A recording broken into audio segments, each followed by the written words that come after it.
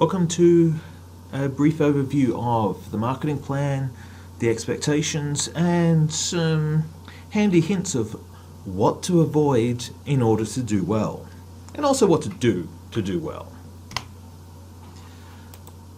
So, the first thing that you should be aware of is that I'm looking for a plan roughly 2,500 to 3,000 words, about 20 pages. And there's a degree of flexibility here that 2.5k is the low end. I think if you're pulling in a plan that's coming around less than 2,500, you've missed key ideas or you've missed a key development that you could be cashing in for more points. If you're going over 3,000 words, then your focus needs to be reduced. Most of the time people run into problems with word lengths going too high. It's because they've gone too broad. So the parameter here is locked in to encourage you to focus and to target. This is an academic exercise. This is an assignment. Hence you're operating under it's only a model. You must use marketing theory. That this is an opportunity for you to demonstrate understanding and to acknowledge your influences. So use both theory and apply that theory. Do things in the marketing plan that you can point to in the marketing theory and say, this is what I'm doing and this is why I'm doing it. And the must-have references requirement, I never set magic numbers. I never tell people how many references are required because that's always a trap. If I say n, people will stop at n when they need n plus, or they could be done at n minus. If I give you a magic number, it becomes more important to meet the number than it is to see the value of the references. So to explain it's only a model rule, this is an assignment. I am asking you to be very close to reality. I'm asking you to be very grounded in your approach, to use a product that you could feasibly make or that you have control over or that you have made or can make. So this is to keep you in the grounding of realism, to make the assignment easier. And the more realistic an assignment is, the easier it is to make decisions because you are making real decisions on real data. So, that said, it's a simulation exercise. It is an assessment task at a university and you are being asked to treat it as such. Referencing is required, theory is required.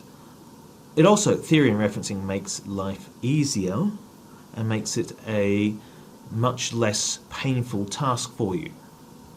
This is why theory is good.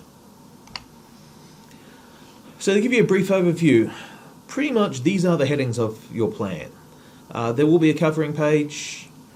It has requirements. There will be an introduction. It is separate from the background.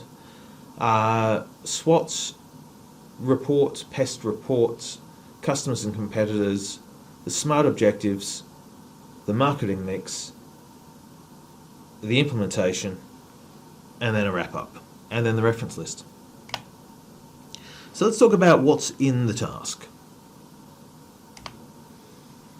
The covering page, it requires that I can identify who you are and who's in your group. Name, first name, surname, student number. Give me a topic of the marketing plan. Give me a name, the product name, the brand name. I am asking people to use the hipster logo generator to present a logo for your group. And I'm doing this because it is part of the exercise to get you to agree on something, to work together to create something, and then move into creating the overall plan. The introduction. Now the marketing plan is presented in a linear format. It is not written in a linear format. The introduction is the last thing you write. It will outline what the plan is, and it will tell me the content, and it will tell me the context. So this is basically letting me know what I'm up for. This is framing my expectation. If you tell me that your strategic approach is going to be to modify an existing product, then your plan has to do that. If your plan is create a new product from scratch, you're on diversification, your plan better do that. So this is letting me know what I'm up for, what to expect, and what happens next. The background. This is giving me another set of context. You are going to tell me some basic details about the product. You're going to tell me who it is who owns it. So if you are making a product for your employer versus you are creating a product for yourself. Give me a sense. Again, it's a tiny word count, 150 words. It's basically a bio statement of the plan. And it comes down to what is it that you're offering, who owns it, and where are you pitching this into? And by where, I also want you to be mindful of the industry you're operating in, the region you're in, and the market you're targeting. Give me some context here. Yeah. When I read your plan to mark your plan, the first two parts set up what I'm looking for. So you help guide me towards the outcome. The next phase is an output phase. SWOT and PEST are analysis process, and they result in SWOT reports, PEST reports. You have up to 400 words to report. So these need to be very short, concise summaries, and they need to be contextualized to your product. And this is the critical part here, is strengths, weakness, opportunity, and threat is all about making certain you understand for the market you're targeting and for the product you are offering, what is it you do well, what is your strength, what is it you need to compensate for, your weakness, what is in this market that is of interest, what is the opportunity, who else is in this market, and what is the challenge that you're facing, that's the threat. If you can answer this, and the SWOT analysis can be much more detailed. This is where you create background information that you don't report in the plan, but which helps create and make a plan and make the plan a much more effective document. Same goes for PEST. Politics, economics or environment, society, technology. There's the pestle analysis, which gets a little more depth. But effectively, what is in for the product you're offering and the product you're creating? The PEST analysis is effectively looking for context of is there anything in the political environment that could cause problems for your product? Is there anything in the economic environment that could present a challenge or an opportunity? Is there anything in the societal environment that could present an option, an opportunity, a barrier, or something you can work with? And in the technology environment, is there anything that's likely to come up that would cause problems for you and your product? Now, effectively, what you're doing with this 400 words is you're giving me another level of context. And this context should influence your decisions. If you come to this and say, there is an opportunity in the environment, there's an opportunity in the technical environment to make use of digitization of video for live streaming a sporting event, therefore I want to set up a product which is a sports channel dedicated to minor sports. I want to see that reflected in your the rest of your plan. When you get down to distribution, I want to hear stories about technology, channels, bandwidth. So what happens in SWOT and PEST must inform and influence the rest of the plan. So set yourself some context, identify what your opportunities are, and then make use of them. Customers and competitors, I'm asking you here to think about your primaries. Who is your main? And again, I want you to be really clear is that this is a singular statement. This is a marketing plan as an assessment task. I'm asking you to pick off audience 1, the first audience. The first amongst many audiences maybe, but the first audience. In 200 words, tell me who they are. Use your segmentation theory. There's a whole chapter on it.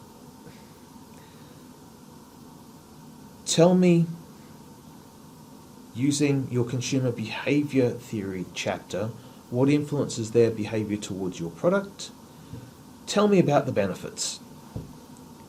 Why is this customer going to be keen?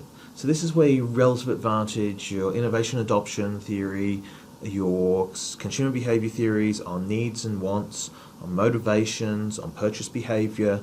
This is where all those ideas influence what happens here.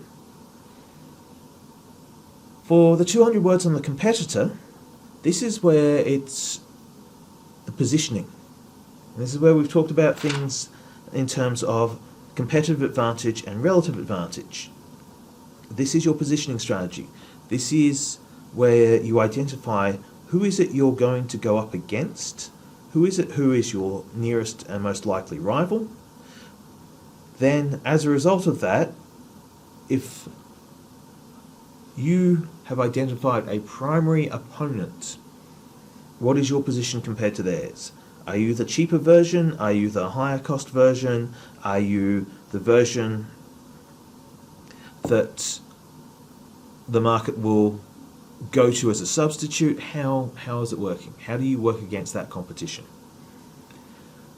If you are introducing a new product and you're going to try and claim that you have no primary competition, I will ask you the question, what is the customer currently spending their money on that they're going to stop spending their money on in order to spend it on your product? That is what you're thinking about as competition. Who's got the money that I need? Who's getting the money from the customer? If I come in and get that money from that customer, who now loses out as a result of me coming to the market, they become your competitor. This section, up to 300 words, this is the game plan. What do you want to achieve out of this plan? And you've set yourself to a context. This is a decision point. This is a point where you go and state a specific, measurable, attainable, realistic, and timetabled mantra. That's the plan, the SMART objective.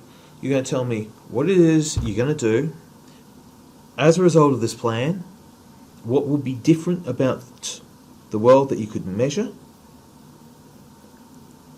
You need that objective to be attainable. You don't have to tell me it's attainable, you just have to be able to attain it.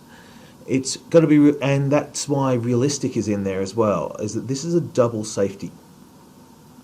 Attainable says, yes we can. Realistic says, yes we could. Timetable says, when should we be able to say, yes we did, by. So you want this to be really thought through, because this is going to help you also shape and frame. So this is the decision. Having said what your objective is, you go off and you now use the marketing mix to implement. Just tell me how you would implement. So the first thing in the marketing mix, the first amongst many, tell us about the product. Marketing theory has a lot to say here. First, definition of marketing. It is an offering that has value. What is the value you are offering? There are theories like co-creation. What is it that the customer has to do to get the value out of the product? What does it most likely offer the market? What are the probable benefits? There's a lot of theory that links here. Consumer behavior chapter comes online. Tell me about the features. This is where you describe your product to me. Then, in the product theory, you'll see this idea of the core, the actual, the augmented. Core is an area many people struggle with. So core is going to be something that, what is it that your product does? What is the core? What is the heart of this product? And it's going to be something like, it could be convenience, it could be safety, it's somewhere in the Maslow hierarchy of needs, it's a need, want, or desire that gets solved. So core solves one of those components. Actual is the physical product or the service or the experience. So be really clear on separating your core from your actual. Your augmented comes over the top, and what else do you add on to help position yourself or get your market into the optimum position? And this has huge opportunities to use marketing theory. Price. What is it that someone's going to give you in return for your product? Now, the financial price is in there. What does it cost someone in terms of dollars? It's really important to understand that you have to remain customer focused here. You have to talk about the price from the perspective of what happens for your customer. It's not about you and your production costs, it's about the consumer and their consumption costs. So non-financial price will get mentioned. What is it in terms of time, effort, energy, as well as money? So you want to be thinking about this. Price has a role to play in terms of there are pricing strategies. At this point in your career, you should use a named pricing strategy. So drop some theory here. So promotion. This is where you get it right. This is where you link to the theory that the text has a lot of chapters on different types of promotion elements of the promotional mix. You have a lot of assets you can use there. So you've got theory abundant. But what you want to do here is you want to select the most appropriate promotion channel. You want to select the channels that are best suited to the product you're offering and the audience you're targeting. So in this, to do it well, I need to see that the customer you described way back at the top of the marketing plan is present here, that you are going after that audience, you're reaching them with the right communication channel, you're engaging them where they are, and you're using the right frameworks, because you're explaining to me why whichever elements of the marketing promotional mix you want to use are the right elements. And critically, you don't need to use all elements of the promotional mix. You just need to use the correct ones for the audience you are trying to reach. Place. Place is going to be important here because, again, it's going to reflect the audience. You will need to show to me that when you have selected your theory, and there are a set of promotion theory, distribution theories here that are important, not least of which is that there is actually a model that will tell me whether you're going direct to the market or you're using intermediaries. Use that model. How are you going to reach your audience? And this is a culmination point of what is it that I'm offering as a product, where is my audience, and how do I best get my product to that audience? Or do I need to bring that audience to my product? So I need to see that you have thought this through, you've thought through the consequences, you've also considered that what does it cost to distribute the product from the consumer's perspective. So you can have a really cheap product, but if shipping's going to be exorbitant then you have an expensive total price. So you've got to look at it from, again, the consumer's perspective. What does it cost them to access your product? And those four elements of the mix together give you the heart of this assignment. This is how you demonstrate your ability to make decisions, to integrate the background thinking, to integrate the frameworks. And then you wrap it up with a short conclusion telling me, if the plan goes right, what will it achieve? What does success look like? And is that something that could reasonably happen?